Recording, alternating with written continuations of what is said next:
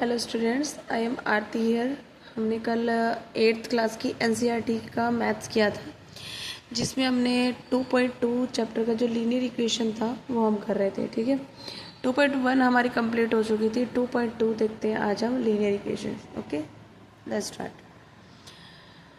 First हमारे पास question आता है, जो हमारा न्यू एडिशन आया है ना मैथ्स का, उसमें ये सेकेंड चैप्टर के क्वेश्चंस हैं जो मैंने राइट डाउन किया है यहाँ पे। ठीक है, तो फर्स्ट क्वेश्चन है आपका x/2 minus 1/5 is equal to x/3 plus 1/4।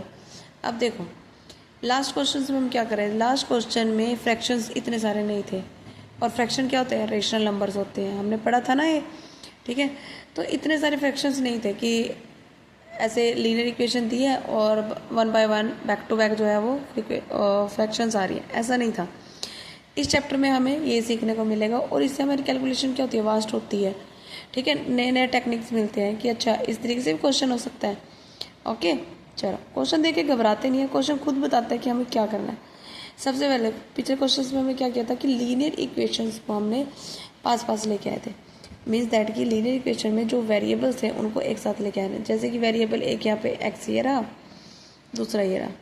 ठीक है, तो पहले हम क्या करेंगे, जो x वाला है, इधर वाला जो x वाला है, उसको हम कहाँ लेके जा रहे थे, पहले उधर लेके जा रहे थे, अब भी सेम लेके जाना है।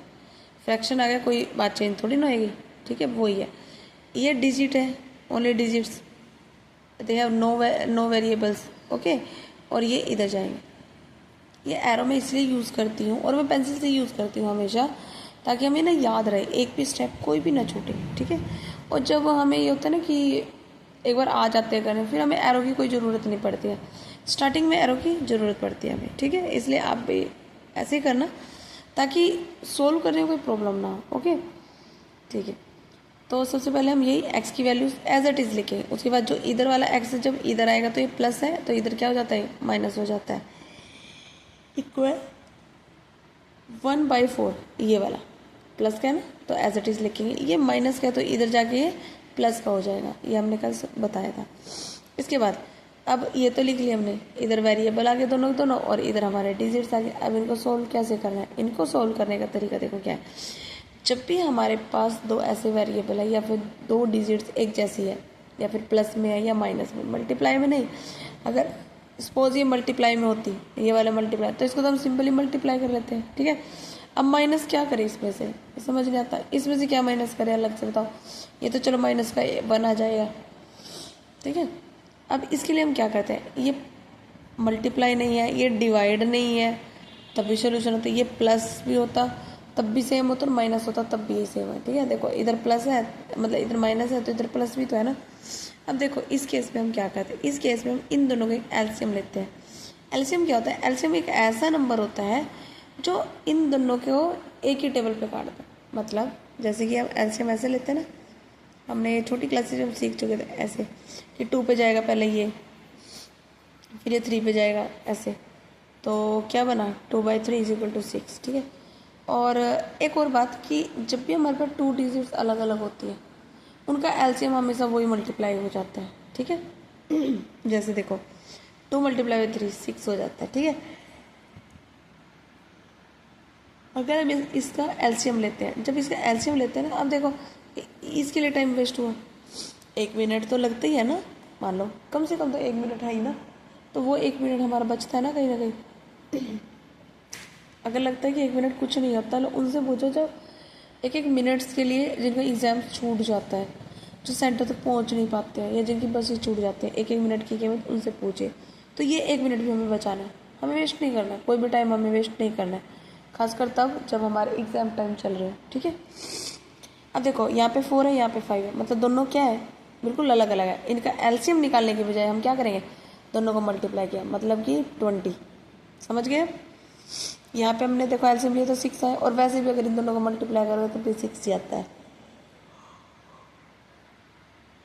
क्योंकि ये दोनों जो है एक ही, मतलब आपस में एक दूसरे को एक ही टेबल पे काटते ही नहीं है। ठीक है, इसलिए ये वाला हम करते हैं यूज़। अब देखो ये क्वेश्चन क्या कह रहा है, अगर हम इसको ये चीज़ ना रखें, ये वाली चीज़ मैंने जैसे मैंने सॉल्व किया क्वेश्चन, अगर ये चीज़ हम ना करें तो क्वेश्चन क्या बता रहा है, ये बता रहा है कि 2 है, नीचे इसके 6 है, मतलब कि 2 है, इसके नीचे ये 6 है, ठीक है। तो इसको जब हम कटिंग करते हैं ऐसे, तो क्या आया हमारे पास आया 3, ठीक है। तो जो ये 3 आया ये हमने कहाँ रख देना है, यहाँ पे लिख देना, इसके सर पे रख देना ऊपर, इसका ताज बना के, ठीक है। तो इसके सर का ताज आ गया, ताज आ गया मतलब कि इसके साथ मल्टीप्लाई हो जाता है। अगर यहाँ कोई नंबर होता तो क्या वो उसके साथ मल्टीप्लाई होता है? हाँ, वो उसके साथ जो है वो मल्टीप्लाई हो जाता है, ठीक है। तो ये 3 है, 3x। यहाँ पे देखो, अब इसको सोल्व करते हैं। 3/6। कई बार क्या होता है, बच्चे भूल जाते हैं कि इसके साथ डिवाइड करना था, इसके बाद प्लस करना था या माइनस करना था, कुछ याद ही नहीं रहता। तो इसलिए ये इजी ऑप्शन है। देखो ऊपर 3 है, जैसे कि ये वाला क्वेश्चन है, मान लो ऐसे, और नीचे मेरे 6 आ रहा है, ऐसे आ रहा है ना हमारा। तो देखो ये 3 के बिल्कुल नीचे आ रहा है ना, इसके बीच जो आएगा कोई भी डिजिट आएगा वो बाद में आएगा, लेकिन फिलहाल क्या दिखा रहा है, फिलहाल ये दिखा रहा है कि ये जो 3 है ये यहाँ पे है, 3/6। इसको कटिंग करके जो भी आता है वो कहाँ चढ़ जाता है, वो इसके सिर पे चढ़ जाता है, ऐसे याद रखते हैं इसको, ठीक है। यहाँ पे 2 आया था, 3 1 3, 3 2 6, 2 आया ना, 2 इसके सर पे चढ़ गया, मतलब ये 2x आ गया, ठीक है। नेक्स्ट है हमारे पास ये एलसीएम, इसका 20 से वही वाला केस, 4/20 करो, इधर 5/20 करो, 4 1 जा 4, 4 5 जा 20, तो ये कितना है, 5 आया। अब यहाँ मैंने 5 को रखा इसके सर पे, 5 के नीचे क्या है, 1 है, मल्टीप्लाई किया तो 5 आ गया। 5 1 जा 5, 5 4 जा 20, 4 आया, 4 को ऊपर रख दिया, इसको मल्टीप्लाई कर दिया, ठीक है। ये आ गया मेरे। इसको सोल्व करते हैं। अब इसको सोल्यूशन कैसे होता है, 3 - 2 मतलब 1x, 5 + 4 मतलब 9, और ये नीचे वाले 20 और ये 6 एज इट इज़ रहेंगे।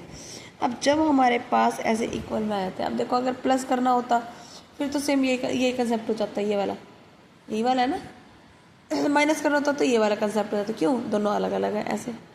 लेकिन अब इनके पास जो इक्वल है, इनके पास तो इक्वल है, अब क्या इनका कौन एलसीएम लेगा, इनका एलसीएम कभी नहीं होता है, एलसीएम सिर्फ प्लस में और माइनस में होता है, ताकि हम उसको सोल्व कर सकें। अब इनके बीच रिलेशन जो है मल्टीप्लाई होता है, वो भी क्रॉस वाला, यानी कि इधर वाला डिजिट यहाँ जाएगा, इधर वाला डिजिट ऊपर चल जाएगा।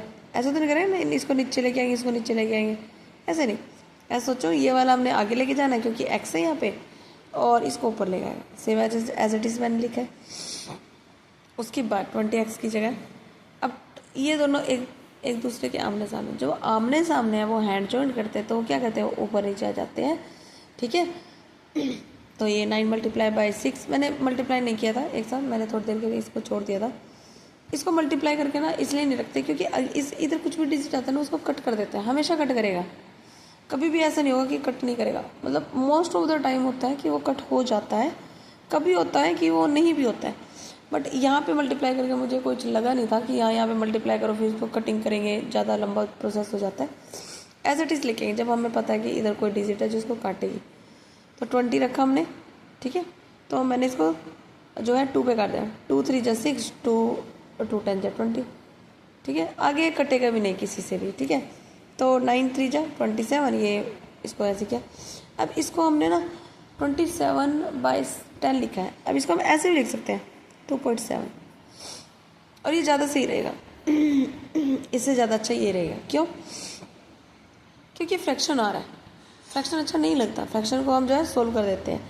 और हमेशा 10 का हो गया, 100 हो गया, 1000, इससे एक रूल होता है कि जितनी ज़ीरो होती है लास्ट वाले जो नंबर है उससे पहले पॉइंट लगा देते हैं। जैसे इसमें 10 है तो देखो मैंने लास्ट वाले डिजिट से एक पहले बिल्कुल लास्ट वाले डिजिट से आगे क्या लगाया है, एक फुल स्टॉप लगाया है,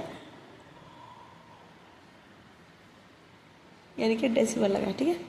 उसके बाद सेकंड क्वेश्चन आपके पास n/2 - 3n/4 + 5n + 6 = 21। देखो यहाँ पे n यानी कि एक ये वेरिएबल है, ये भी है और ये भी है, इनमें वेरिएबल दे रखे हैं, है तो ये एक ही सब, क्योंकि सबकी जो वैल्यू सबके सब वेरिएबल जो n है, मतलब कहीं ना कहीं या तो जुड़ जाएंगे या फिर आपस में घट जाएंगे, ठीक है। अब इन वेरिएबल को इन्होंने साथ ही रखा है, इधर उधर होता तो हम खींच खाच के कुछ भी करके हम इसको आगे ले आते। अब से वही प्रोसेस 2 4 6 3 है ये अलग अलग, करना क्या है, इकट्ठे करने। अब इकट्ठे कैसे करेंगे, एलसीएम लेंगे जी। अब क्या इसमें एलसीएम ऐसे ले सकते हैं जैसे पहले लिया था, सबका मल्टीप्लाई कर लो और आ गया, नहीं, इसमें नहीं लेंगे। क्यों नहीं लेंगे? देखो, जब हमने ये क्वेश्चन किया था तो इसमें क्या था, 2 अलग था, 3 अलग था। ये दोनों दोनों जो है आपस के टेबल में नहीं जाते। ओके, 4 5 ये आपस में किसी अपने टेबल पे नहीं करते ना। 2 4 6 है, तो अगर मैं चाहती हूँ तो 2 के टेबल पे 2 तो कट ही जाएगा, ऑब्वियसली वो अपने टेबल पे तो जाएगा ही जाएगा। 4 भी चल जाएगा और 6 भी चल जाएगा। तो इस केस में क्या कहते हैं, इस केस में हमें एलसीएम लेना ही पड़ता है। क्यों? क्योंकि सारे के सारे एक ही टेबल से चले जाएंगे। तो लेस यहाँ पे हम एलसीएम लेते हैं। 2 1 2, 2 2 4, 2 3 6। अभी फिर दोबारा 2 पे गया, फिर 3 बच गया, फिर ये 3 पे गया 1। तो क्या आया, 2 मल्टीप्लाई बाई 2 मल्टीप्लाई बाई 3, 2 2 4, 4 3 12। तो इसका आंसर क्या है, 12 है। अब ये देखोगे, अब जो 12 है ये इन तीनों के टेबल पे चला जाएगा, क्योंकि एलसीएम का मतलब ही यही होता है कि जो हमारे पास टेबल लिखे हुए हैं कटिंग करने के लिए, मतलब जो फ्रैक्शन में डिनोमिनेटर में है उससे वो कट जाता है या फिर उसके वो टेबल में आ जाते हैं। 12 आ गया। अब देखो 16n, अब सेम वही प्रोसेस, 2/12 लिखा, यहाँ पे मैंने 4/12 लिखा और यहाँ पे 6/12 लिखा। 2 1 2, 2 3 10, 2 1 2, 2 3 12, 6 1 6 6 12। 2 और 12 वाले का 6 आया, तो यहाँ पे हम 6 लिखते हैं। 6 मल्टीप्लाई एन 6 है। देन 3 आया, 4 वाले में 3 आया, तो 3 के यहाँ पे 3 रखा, क्राउन बना दिया, उसका सिर का ताज हो गया। 3 3 9 है, ये आ गया। और ये 6 1 6, 6 2 12। अब ये नहीं करना है कि एन वाले को ले लिया और फिर उसको डिवाइड कर दिया, नहीं, नीचे वाले का लेना, रिलेशन नीचे वाले के साथ है। 6 2 12, 2 आया, 5 2 10, ये आ गया। इसके बाद इसको सोल्यूशन कैसे करते हैं, देखो बीच में माइनस का आ गया। अब बच्चे ना बहुत कंफ्यूज होते हैं कि मैम बीच में माइनस का आ गया, हम क्या करें, कि ये प्लस होंगे माइनस कुछ था। और मैंने बहुत बार समझाया है, जब ये प्लस का है और ये प्लस का है तो पहले इन दोनों को सोल्व कर लो ना। जरूरी तो नहीं है ना कि माइनस को छेड़ना है, बाद में छेड़ लो माइनस को।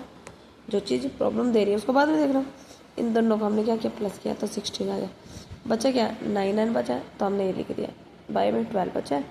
इधर 21 जो पहले वाला क्वेश्चन आंसर रहता वो ये। अब देखो, अब सिंपल दिख रहा है, देखो अब कंफ्यूज कोई भी नहीं होगा बच्चा। तो ये माइनस हो जाएगा 7 एंड 5 में 12 और 21/1 क्यों, क्योंकि देखो ये फ्रैक्शन में है और एक साइड जब इसकी फ्रैक्शन होती है दूसरी साइड नहीं होती, तो दूसरी साइड हमें 1 लगा के हम अपना काम चला लेते, ठीक है। अब यहाँ पे क्या दिखा रहा है, ये दिखा रहा है क्रॉस मल्टीप्लाई, यानी कि 12 के साथ 21 के साथ जो है वो 12 चला जाएगा, तो उसके साथ रहेगा, ऐसे बन जाएगी फिर इक्वेशन। इसको जो सोल्व करेंगे एन इधर आ जाएगा हमारे लेफ्ट हैंड साइड, और उसके बाद जो इसकी इक्वेशंस है इसको रखेंगे और इसको फिर कट करते हैं। 7 1 7, 7 3 21 और 12 3 36 होता है। And now is your second answer. Okay, आगे देखो, मैंने थर्ड की क्वेश्चन लिखी है, फोर्थ की लिखी है, फिफ्थ की लिखी है, सिक्स की, 7 8 और 9 और 10 सब की क्वेश्चन से लिखी है और मैंने सब सोल्व किया है और मैं समझाऊंगी। ऐसा नहीं कि मैंने खाली सोल्व किया और आपको समझाऊंगी, आपको भी समझाऊंगी, ठीक है। Come to the next question, third question. Third is x + 7 is equal to 8x - 3, sorry x + 7 - 8x is equal to 7 6 - 5x/3/2। एक चीज़ और नोट करो, देखो जब भी हम कोई भी क्वेश्चन करते हैं ना, एक तो मैथ्स के डिजिट्स हो गए, वेरिएबल्स हो गए, कुछ भी होते हैं, इनके ऊपर ना थोड़ा लूज लिखा करो। इससे क्या होता है कि हमें पता चलता है, इससे क्या होता है कि जब भी हम ये काम करते हैं, मतलब जैसे कि हमने कोई भी इक्वेशंस किया, कोई भी क्वेश्चन किया, तो इससे क्या पता चलता है कि हम जब लूज लिखते हैं ना तो हमें साफ साफ दिखाई देता है कि प्लस कहाँ है, माइनस कहाँ है, कहाँ पे क्या करना है, कुछ करना है। ये चीज़ क्या करती है, ये हमें सब कुछ सामने दिखाता है, ठीक है। इसलिए कहती हूँ जब भी आप मैथ्स करो तो जो भी डिजिट्स होती है वो खुली खुली लिखा करो, ऐसे ओपनली, ताकि बिल्कुल साफ क्लियर हो। अब देखो एक्स की वैल्यू हम पहले आगे लेके आएंगे। देखो एक्स एक ये वाला है और मेरी की तरह ना ऐसे ऐसे निशान मार लो कि हाँ ये एक्स है, ये वाला एक्स है, ये वाला एक्स है। डिजिट्स के ऊपर डॉट लगा लो ये बस अलग दिख रहा है, देखो दिख रहा है ना ऐसे। अब देखो x/1 माइनस 8/3 x ये वाला, उसके बाद x वाला इधर आ गया। अब इक्वल में सबसे पहले जो इक्वल के बाद है वो एज इट इज़ लिखो। उसके बाद अगर इधर से कोई शिफ्ट होएगा ऐसे जैसे ये शिफ्ट हो रहा है तो यहाँ पे लिखो, इधर प्लस है तो इधर जाके माइनस हो जाता है, ठीक है। अब सेम वही कंसेप्ट, अब 3 है हमारे पास ये, ठीक है, और ये दोनों अलग अलग है। अब ये अलग अलग है इसलिए हमें पहले क्या पता है, इसका एलसीएम पता है। क्यों? क्योंकि दोनों एक दूसरे को अपने ये टेबल पे काटते हैं, एक दूसरे को टेबल पे नहीं काटते। 3 2 जा 6 आ गया। अब इस क्या करना है, सेम वही कंसेप्ट, 1/6, दूसरा 3/6, उसके बाद 2/6। जब इसको कटिंग करेंगे 2 3 जा 6, 3 2 जा 6, और ये तो 6 ही रहेगा, ठीक है। तो इसके सर पे चढ़ के ये 6 बैठ गया, उसके बाद ये 2 इसके सर पे बैठ गया। क्यों? क्योंकि 3 के टेबल में 6 दूसरे नंबर पे रहता है, यहाँ पे 3 बैठ गया इसके सर पे, और ये सारे क्या करेंगे, मल्टीप्लाई करेंगे, ठीक है। तो इन्होंने मल्टीप्लाई किया, साइन सेम रहेंगे भाई, देखो साइन को गलत नहीं करना है। उसके बाद इज इक्वल टू, जब हमारे पास इधर ये आया 7/6, 17/6 आया और माइनस के 7 आया, तो जाहिर सी बात है जब हमारे पास प्लस होता है माइनस होता है हम क्या लेते हैं, एलसीएम लेते हैं। तो हमने इसका एलसीएम ले लिया, ठीक है। एलसीएम लेने के बाद से हम वही कंसेप्ट, ये तो 6 का 6 ही है तो ये तो 1 पे जाएगा, तो जो ऊपर है वो नीचे रहेगा। अब जो ये 1 है अब ये 6 पे जाएगा, 6 7 42, ठीक है। इसके बाद इसको हम सोल्व करते हैं। सोल्व कैसे करेंगे, देखो डोंट बी कन्फ्यूज। ये देखो ये प्लस है और ये वाला भी प्लस है, तो हम क्या करेंगे, पहले प्लस प्लस को जोड़ लेंगे। तो कितना है 21।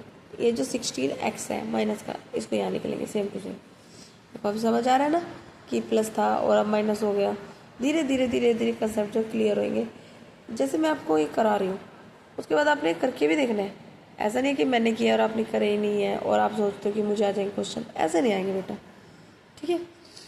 अब ये इक्वल में आ गए, अब क्या होगा, इनका क्रॉस मल्टीप्लाई हो जाएगा। क्रॉस मल्टीप्लाई में ये 6 यहाँ चला जाएगा, यहाँ जाके देखो, ये देखो यहाँ जाके इन्होंने क्या किया, मल्टीप्लाई, ये 25 के साथ जो है मल्टीप्लाई हो जाएगा, ठीक है। एंड नाउ अब देखो 6 5 जा 30 होता है, 30x इज इक्वल टू, अब 6 के साथ 25 को मल्टीप्लाई करेंगे। अब अगर इसको मल्टीप्लाई करेंगे तो बाद में जब कटिंग होती है तो दिक्कत होती है, इसलिए हम यहाँ पे इसको मल्टीप्लाई करेंगे, हम निशान लगाएंगे, मल्टीप्लाई नहीं करेंगे, बस ये होता है, ठीक है। इसके बाद है देखो क्रॉस मल्टीप्लाई करने के बाद हमारे पास जो आया, तो x की वैल्यू जो हमारे पास ये आ रहे थे ना, ये 5 और 6 है, ठीक है। तो 31 लाइन तो मैंने नहीं लिखी, क्यों, इनको अगर मैं मल्टीप्लाई करती हूँ तो इधर भी तो डिजिट्स है मेरे पास, मेरे को सामने दिख रहा था कि 6 से तो 6 कट जाएगा, 5 से 25 कट जाएगा, इसलिए मैंने इसको मल्टीप्लाई नहीं किया आपस में। अगर मेरे को मल्टीप्लाई करती फिर दोबारा से कटिंग करने के लिए मल्टीप्लाई करना पड़ता है, इसलिए मैंने इसको छोड़ दिया, ठीक है। इसके बाद x की वैल्यू क्या है, आई है। 6 से जब 6 कट गया, ठीक है, 5 ने 25 को काट दिया, तो आंसर क्या गया, माइनस के 5। क्यों? क्योंकि इस 25 के साथ जो है माइनस है। ये मत सोचना कि यहाँ तो प्लस नहीं है मैम और माइनस, मतलब दूसरा तरीका नहीं है। जैसे हम ऐसे कर रहे थे ना, मान लो ये 6 ना हो गए, अगर ये मान लो ये 6 ही है, चलो माइनस के 25 करते हैं ऐसे, तब क्या होता है, माइनस ही तो आएगा, क्योंकि बड़ी डिजिट के साथ जो है वही आएगा, और मल्टीप्लाई में भी सेम होता है, ठीक है। एक और कंसेप्ट होता है कि अगर दोनों साइड में माइनस माइनस और मल्टीप्लाई करना है तब, तो आगे जब केस आएगा तो मैं बता दूंगी। और वो जो है मल्टीप्लाई हो तो जाता है पर वो माइनस के नहीं रहते कोई सा भी, वो प्लस के हो जाते हैं, ठीक है। तो आंसर इज -5 है। नेक्स्ट क्वेश्चन, x - 5 बाई में 3 is equal to x - 3 by में 5। इसमें कैसे करेंगे, इसमें देखो ना तो ये माइनस हो सकता, नहीं माइनस होता, इसके और इसके बीच का रेशो हमें पता नहीं है क्या है, नहीं पता ना, क्या करेंगे, क्रॉस मल्टीप्लाई। चलो क्रॉस मल्टीप्लाई का मतलब है कि चलो भाई हम तो थोड़े से दिन जो है तुम्हारे घर रहने आ रहे हैं और उधर, चलो ठीक है आ जाओ, तो ये इसके घर चलेगा, ये इसके घर चलेगा। अब देखो x - 5 ये वाली है, तो इसके साथ ही कौन है, 5 है, तो क्या करेंगे, 5 लिख के उसके बाद सेम टू सेम जो क्वेश्चन है इसको एज इट इज लिख देना ऐसे,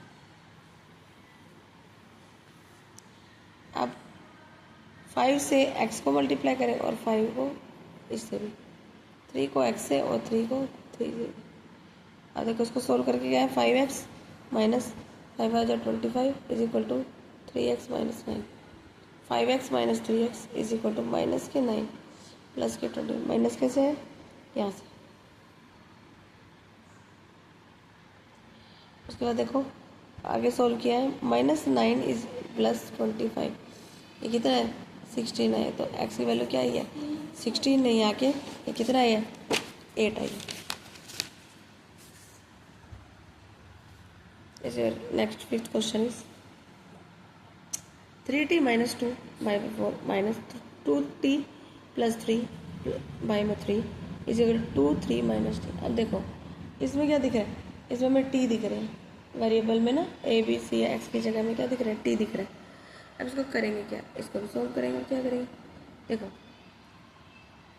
पहले क्या कहते हैं हम t वालों को, जैसे 1 2 3, इन तीनों को क्या करेंगे आगे ले आएंगे फ्रंट में। फ्रंट में कहाँ पे, जहाँ पे एग्जाम में चीटिंग ना होती।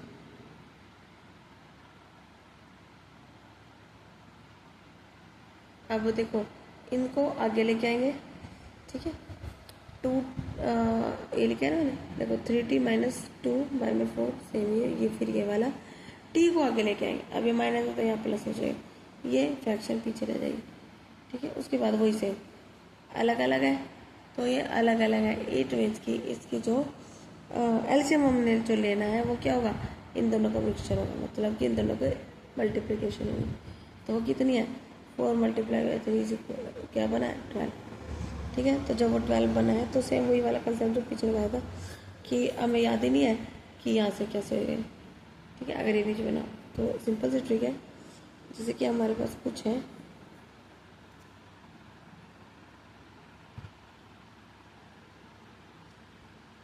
4/12 3/12 1/12 4 3 × 12 3 आंसर 3 4 × 12, ठीक है। तो ये कितना है 3 और 4, तो 3 यहाँ लिखोगे क्यों, क्योंकि जो इक्वेशन है उसको मल्टीप्लाई करनी है। पहली दी है 3 एक जने को, फिर दूसरे वाली, फिर ये t वाली, फिर ये की है। इसके बाद जो 12 है ये उठ के उधर चले जाएंगे और ये सारे बॉयज़ रह जाएंगे, ठीक है। लेकिन इसमें देखो जो t वाले हैं उनका पहले कर दिया पहले, ठीक है। अब इसको सोल्व करेंगे। सोल्व करने के बाद जब टी वाले आए हैं उनको मैंने एक साइड कर दिया और टी से दूसरा, ये सारा जो है इन्होंने पढ़ाया है, मतलब कि इन्होंने हमें इक्वेशन दी और हमने इसको पढ़ा है, जाना है अच्छी तरह से। अब टी वाली वैल्यू देखो तीनों पास में आ गई, चाहे प्लस है चाहे माइनस है कुछ भी है। अब देखो इसे कन्फ्यूज नहीं होना, क्या करना है पहले क्या करेंगे प्लस के साथ ले जाएंगे। ये कितना है 12 96,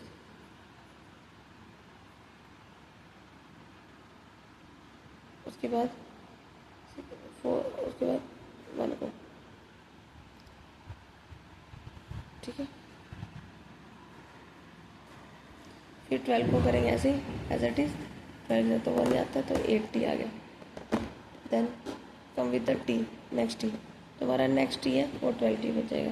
और जो नीचे वाला 12 है वो उधर चला जाएगा राइट हैंड साइड पे, वो बन जाएगा, ठीक है। तो हमारा फाइनल में जो आंसर आता है वो देखो 13t प्लस माइनस 11/13 इसे 3 मल्टीप्लाई बाई 10 वो ये क्या हो गया आपस में कट हो गए सारे के साथ, ठीक है। आगे देखो 13t minus 18 is equal to 8, क्योंकि ये कट करके आए 3t। अब देखो इन्होंने क्या किया पता है कि वेरिएबल्स को एक जगह रखना है, डी सी को एक जगह रखना है, तो हमने वेरिएबल को आगे लेके आए और डी सी को पीछे लेके आए, ठीक है। एंड नाउ आई होप कि आपको 5 क्वेश्चन जो 2.2 चैप्टर के आपको समझ आया होगा। हाँ आज खत्म, ठीक है। Thank you.